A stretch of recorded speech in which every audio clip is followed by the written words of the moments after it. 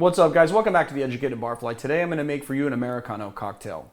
The Americano cocktail is something I should have done probably before now. I want to do it for you. It is the great-grandfather to the Negroni, or maybe just the grandfather. No, maybe just the grandfather. It was the grandfather to Negroni. Anyway, it was created in the 1860s, and it was first served at Gaspare Campari's bar in Milan, Italy. It used to be called the Milan-Torino because of the origin of its ingredients. That being Campari, which is from Milan, and then Vermouth di Torino, also known as Sweet Vermouth, which is from Turin, or Torino in Italian, I guess. It's a pretty simple cocktail. You guys have been asking me for a few more highballs, so I'm going to do a highball for you. First thing we're going to do is just super easy. We're just going to do 1 ounce of Sweet Vermouth. Today we're using Cocchi di Torino. And 1 ounce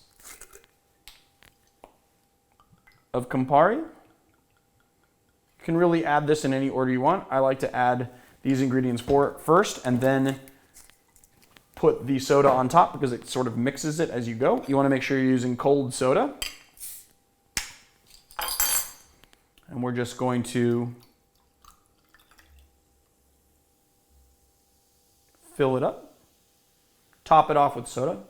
Probably about 4.5 ounces, if I were gonna guess. And then we're just gonna do an orange twist. And I like, since this is a highball cocktail, to make a really long orange twist so that it sits nicely in the glass.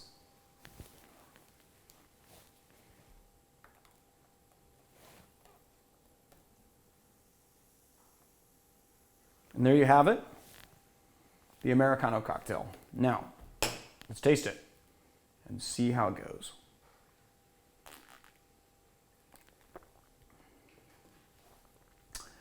I mean, it's a very simple flavor. It's just very light and refreshing. It's got a lot of good CO2, and then you get the bitterness from the Campari, and you get a little bit of sweetness from the vermouth. This is going to be a nice brunch one for you, and it's low ABV. So drink it, and I'll see you next time.